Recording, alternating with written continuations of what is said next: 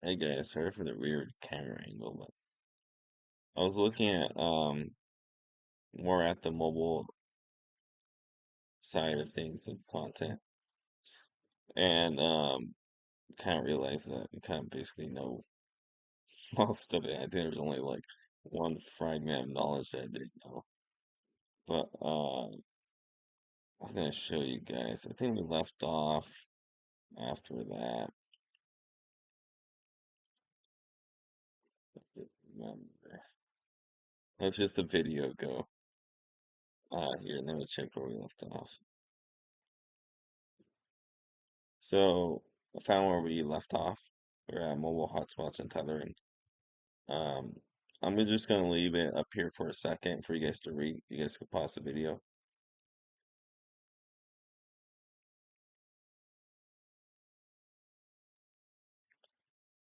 Okay, that's about it. I'll just leave it on the first one. So my basic understanding of this is a lot of cellular service providers allow you to open up a hotspot if you want to connect, say your laptop to it. That's one of the examples. Uh, there's two different types now. They kind of sound the same to me, but apparently there's a distinction. For hotspots, it just provides a wireless network to your laptop, and tethering requires Bluetooth and USB. Now, this is fairly simple.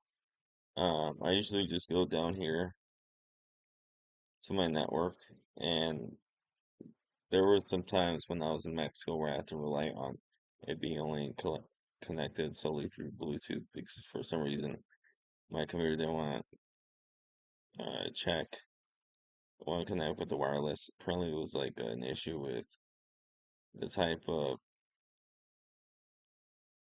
was 102.11 standard.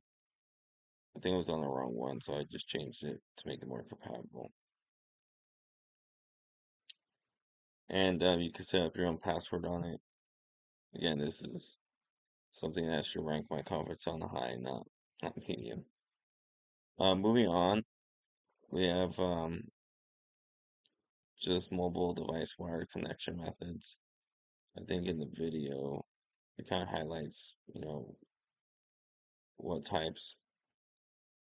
And so we have the charging cables, the lightning, USB-C to USB,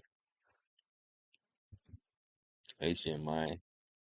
I think this laptop that I'm using has USB, USB 3, Ethernet, the power, HDMI, and USB Type C. No, USB 3 Type C. And apparently, like on very old laptops, or I guess old, there was this thing called Universal Asynchronous Receiver Transmitter, and it just accepts data and receives data, or it sends data in an asynchronous serial format.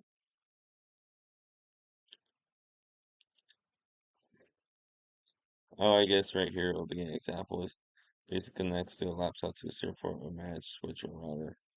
Most laptops no longer have 9-pin RS 232 hardware ports. These connections use special adapter cables that connect to the USB or RJ45 on the laptop.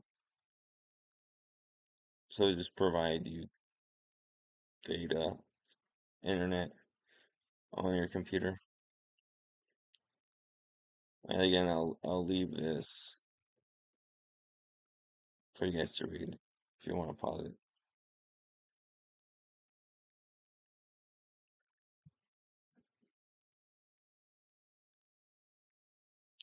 All right. I gave you guys 3 seconds, so we should be good. Um, oh yeah, okay, so these are the wireless connections. Now, Bluetooth could connect to various things, speakers, I think also like a keyboard and a mouse. It's pretty crazy. But most of these things, if you try to like, I think you can even connect like an Xbox controller. Back then when I used to try this, I had issues with the latency, the input delay. I don't know if it's better now. I think it is better. But basically you just pair it. You'll put one discoverable, then you go on the other one. And then some of these you may have like a pin code you have to do just for security issues, I believe. Once you put that in, you should connect. And then you can even test the connection for it to play, music or sending a file, which I think you can send files between a laptop and your iPhone. Okay, NFC. I don't know if you guys are aware of this, but Apple now has a wallet. I mean, it had it for a long while. I was making note of it, where you could set up, I don't know, any of your banks. I know Alta One and I think even Bank of America. You could set up Apple Wallet, and so your iPhone would, has a near field communication chip built in, and it just needs to go on the POS. I forget what that stands for, but it's basically um, how cashiers ring you up and how you pay. Oh, point of sale machines. And I think they also accept like Google Pay and Samsung Pay. And what it basically does is it sends a token and the POS deciphers that token and gets all your banking information. So your banking information doesn't actually get sent, but just a token for it. And then uses that to pay for it or whatever you bought.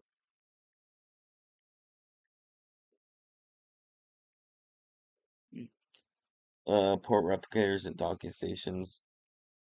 I haven't seen a port replicator in my life, but I guess it just connects to your laptop and it provides you more ports that are outdated. So I think this is a serial port.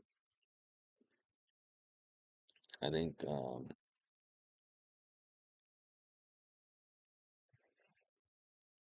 this is DVI, supposed to be VGA.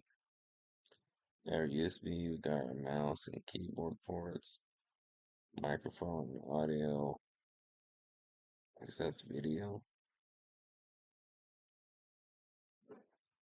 For a docking station, and I don't know how this actually gives light to it. I guess you connect the laptop to it. Yeah, it may add in cards or drives via media bay. Okay, all right, that makes sense actually. I was thinking about like tablet docks, or you could basically make it like a computer, use a keyboard, mouse, monitor, or speakers, and it just does it through the Lightning port. So I think that should be it for this. I'm still working on this section. Let's look at, yeah, we still got a little bit more, but I'll work once I get to location services. I'll do a whole video on this part. Found that it's much easier for me to go through and then to go through them with you, just because I can summarize from what I learned, and you also get access if you want to pause the video to look at them. Well, it's been tax expert John. You guys have a good one, and make sure you're subscribed. I'll be doing more videos and continue the CYSA Plus exam as well.